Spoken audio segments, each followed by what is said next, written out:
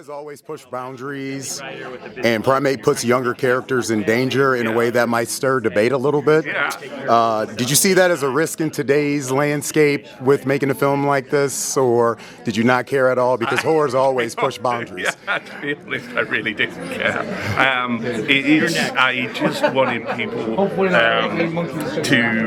I just wanted people to come together and scream in a theatre. It's a movie I would have wanted to go and watch.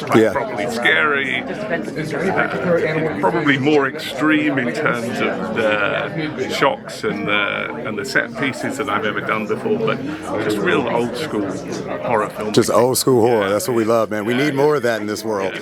I want to ask you about, before I let you go, you're teaming up with writer from One Missed Call on a project. The Not Polly? Oh, yes. Okay.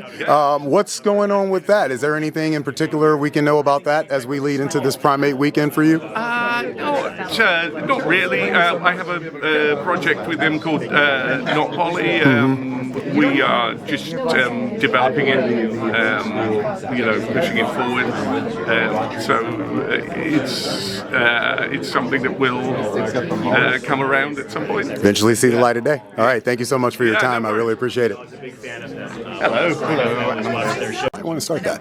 So my question for you is going to be, did you grow up with any pets whatsoever? And I'm sure since you're here with us today, they weren't as vicious as what Ben's going to be doing in this movie. But I'm curious if any of your growing up having a pet, did that have any type of work into your character into this film? Did you take anything from your childhood as possibly a pet owner? That's a really cool question. That's what I do. That's all I ask. Thank you, Travis. Yeah, you're very welcome. You're very welcome. I grew up with cats. Okay. And they're dangerous too. More recently, have dogs. Okay. So definitely not a Ben. I will say I did do a lot of animal work actually. Okay. Going into filming this, I studied chimpanzees a lot. I watched so many videos. I tried to familiarize myself as much as I possibly could with chimps. Okay. Just because. Yeah, I didn't grow up with chimps. I don't think most of us did. Yeah. Yes, unless you're Jane I think that or whatever. we also Jane Goodall. Yeah, Jane Goodall. I listen Exactly. to all of her audiobooks. Oh, really? Yeah. Okay, exactly. we have conversations we need to have later then. Yeah, I mean, basically in the film, my mom is a version of Jane Goodall. Okay. So not Jane Goodall is a queen. Yeah.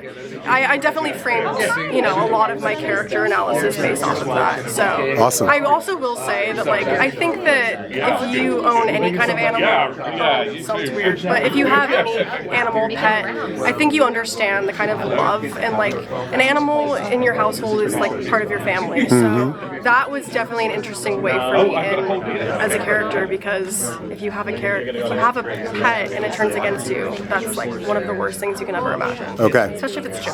Great question. Great answer. Thank you. Appreciate it. Last thing, and I'll let you go. I need to know about the physical. Is what I do outside of here. So what kind of workout did you have to get into to get ready for this type of, because there's a lot, I'm sure, going on in here physically. So What did you have to do to get to that body prepared for Well, I'm very grateful that in general, I'm a big hot yoga person. Okay, let's go. Bikram, not Bikram though.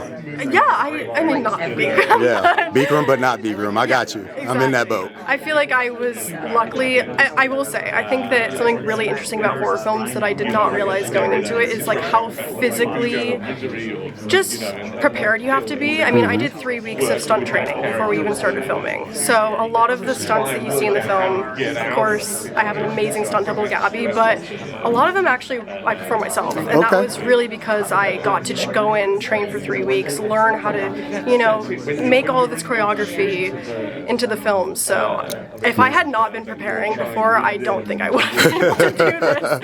Especially because there's a lot of swimming in the film as well. Okay. Not to give any spoilers. All right. Well, thank you so much. Really, really appreciate it. Thank you so much. Enjoy the screening. Thank you. Nice to meet you too. Wonderful. Thank you for having me. Thank you so much. Hey, Travis, Horror Movies Uncut. Justin. Nice to meet you, Justin. Troy.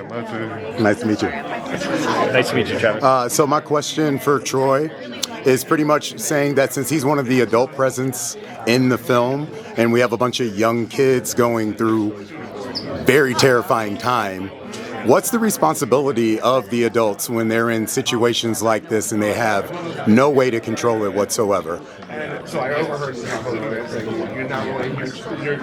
Well, as a father, when my daughters go off to college, you assume that they are responsible. Then I have a second daughter, and I think she can handle it. It's a pretty small house. It's not a big deal. It's in a remote area. I feel pretty safe. My daughters are cute. They're sweet. We have a very cute pet, and I think they're going to be safe. And when everything happens, I really needed to be there to protect my daughters. And I'm sure all fathers have that mutual understanding and responsibility, because really you have to make sure everything's okay and that your family is safe. And that's the number one priority. What's the best way to stay safe against a primate like Ben? Counting the minutes. Yeah, you're gonna have to close your eyes.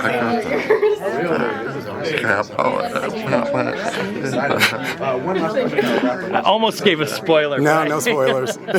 Hide in the closet. Okay. And maybe these types of animals don't like water. Not going to give you a spoiler, but maybe they don't like water. Okay, thank you, Troy, so much. I really appreciate it. Best of luck in the film. I'm a father, too, so I totally understand. Thank you. Thank you. Welcome. How do you stay safe? He goes, kill him. I'm like, don't kill him.